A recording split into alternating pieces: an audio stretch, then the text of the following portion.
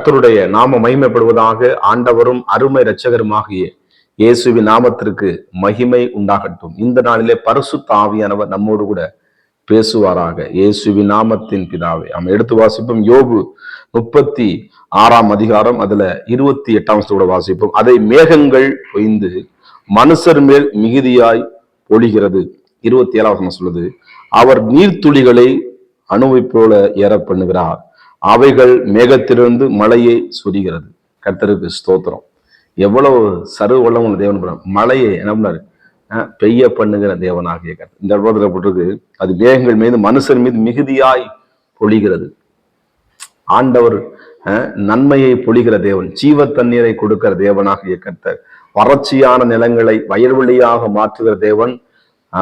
வயல்வெளிய வறட்சியை கிடக்குனாலும் அது என்ன பண்ண, அது வயல்வெளியாய் அதை செழிப்பாய் மாற்ற தேவன் பூமியிலே மழையை பெய்ய பண்ணுகிற தேவனாகிய கருத்து. எப்படி இந்த பூமியிலே தேவன் மழையை பெய்ய பண்ணுகிறாரோ, உங்க வாழ்க்கையில வறண்டு போய் கிடக்கிற, தண்ணீரிட்டு கிடக்கிற, உலர்ந்து போய் கிடக்கிற உங்க வாழ்க்கையிலே தேவன் தன்னுடைய மகிமையான மழையை, ஆசீர்வாதமான மழையை ஏற்ற காலத்துல, ஏற்ற வளத்திலே நேர்த்தியாக, சீக்கிரமாக, அற்புதமாக, அதிசயமாக உங்கள் வாழ்க்கையிலே தேவன் செய்வார் என்று எந்த விதமான சந்தேகம் இல்லை. அதுல சொல்லி பாருங்க, 26 சொல்லி பாருங்க, இதோ தேவன் மகத்துவம் உள்ளவர், நாம் அவரை அறிய முடியாது, அவருடைய வருஷங்கள் இலக்கம் ஆராய்ந்து முடியாது. அவரை அறிந்து கொள்ளும். அவர் சர்வ வல்லமுள்ள தேவன்.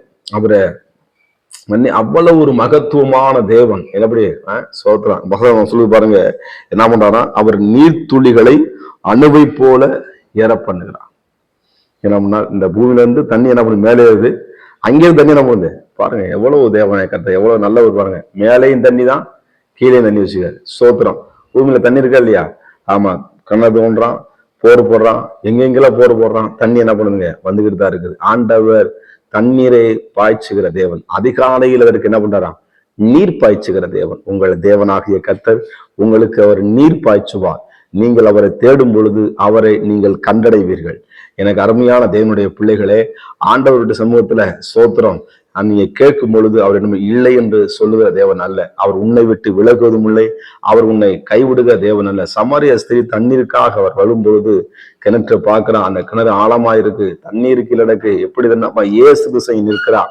ஜீவ தண்ணீர் ஆகிய நானே உனக்கு தண்ணீரா இருக்குன்னு சொல்லும் பொழுது அவருடைய வாழ்க்கை, வனாந்திர வாழ்க்கை, வறண்டு போன வாழ்க்கை, சோத்திரம், தாழ்ச்சி அடைந்த வாழ்க்கை, அவமானம் இருந்த வாழ்க்கை, இயேசு வந்த பொழுது அது ஆசீர்வாதமான மழையாக அதை தேவன் அந்த பெண்மேல மழையை பெய்ய பண்ணினார். அவருடைய வாழ்க்கை சந்தோஷமாய் மலர்ந்தது. ஊருக்குள்ளே போய் இயேசு பற்றி சொல்லி அநேகரை இயேசுண்டத்திலே அவள் கொண்டு வந்ததை பார்க்கும். அவருடைய வாழ்க்கையில இருந்த தரித்திரங்கள் மாறின. சந்தோஷமும் சமாதானத்தினால தேவன் நிரப்பினார். அவள் வரும்பொழுது வெறுங்கையா வருகிறான். சோத்திரம். திறனற்று போய் வருகிறான். யாரும் இல்லாத நேரத்துல வருகிறான். இதற்கு மனதுல வேதனையோடு, கவலையோடு, கண்ணீரோடு வந்து, ஆனா தேவனிடத்துல வரும்பொழுது ஆண்டவர்களுக்கு ஜீவ தண்ணீரை கொடுத்து இயேசு வாழ்க்கையில வெளிப்பட்டது போல இன்னைக்கு இந்த காலை வேளையில இதை பார்த்து கொண்டிருக்க அருமையாது. உங்களுடைய வாழ்க்கையில வறண்டு போய் கிடக்கிற எந்த நிலமா இருந்தாலும் சரி, அந்த சமாரிய ஸ்திரியை போல ஒருவேளை வாழ்க்கை நொந்து காணப்படுறீங்களா, உங்க வாழ்க்கை, உங்கள் துக்கம் சந்தோஷமாய் மாறும் என்பதுல எந்த விதமான அவ சொல்ற, அந்த குடத்தை இறக்கி வைத்து விட்டு அவரிடத்துல சம்பாசம் பண்ணுங்க. இயேசுவோடு கூட அவள் பேசுகிறார். எனக்கு அருமையான தேவனுடைய பிள்ளைங்க, இயேசுவோடு கூட பேசுங்க. உங்க பாரத்தை அவ எப்படி இந்த குடத்தை கீழே இறக்கி வச்சாலும், வருத்தப்பட்டு பாரசும பொருள்கள் எல்லாரும் என்னிடத்திலே வாருங்கள், நான் உங்கள் இளைப்பாறுதலை தருகிறேன்னு சொன்ன தேவனுடைய சமூகத்தை உங்க கவலைகளை வைத்து விடுங்கள். உங்கள் போராட்டங்களை அவருடைய சமூகத்துல வைத்து விடுங்கள். உங்கள் எதிராளி அவங்க பண்றாங்க, அதை பண்றாங்க, எதை செய்யறாங்க, உடம்பு சரியத்தப்பட வேதனை, என்ன பண்றது, வாழவே எனக்கு பிடிக்கல சொல்லிட்டு அப்படிப்பட்ட நிலைமையில இருந்த சமாரியா ஸ்திரீ அவள் குடத்தை இறக்கி விட்டு தேவனுடைய வார்த்தையை கேட்க ஆரம்பிச்சா. எப்ப நீ யாருடைய வார்த்தையை கேட்க ஆரம்பிச்சினாலே உங்க வாழ்க்கையில வறட்சிகள் நிலைமைகள் மாறும்.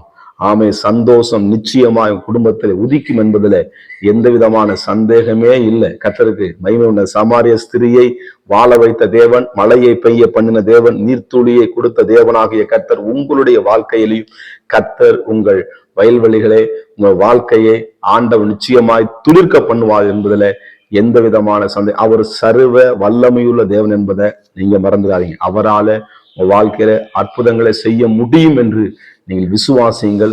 கர்த்தர் உங்க வாழ்க்கையிலே பலத்த கிரிகளை செய்ய வல்லமையுள்ள தேவனாய் இருக்கிறார். ஜெபம் பரிசுத்தமும் கிருபை நிறைந்த நல்ல தகப்பனே, ஆண்டவரே, உடைய பிள்ளையுடைய வாழ்க்கையில மழையை பெய்ய பண்ணுவீராக. ஒரு ஆசீர்வாதமான மழை பெய்யட்டும் உடைய பிள்ளைகள் வாழ்க்கையிலே. அற்புதம் நடக்கட்டும். இயேசுவின் நாமத்தின் பிதாவே, ஆமென். God bless you. கர்த்தர் உங்களை ஆசீர்வதிப்பாராக.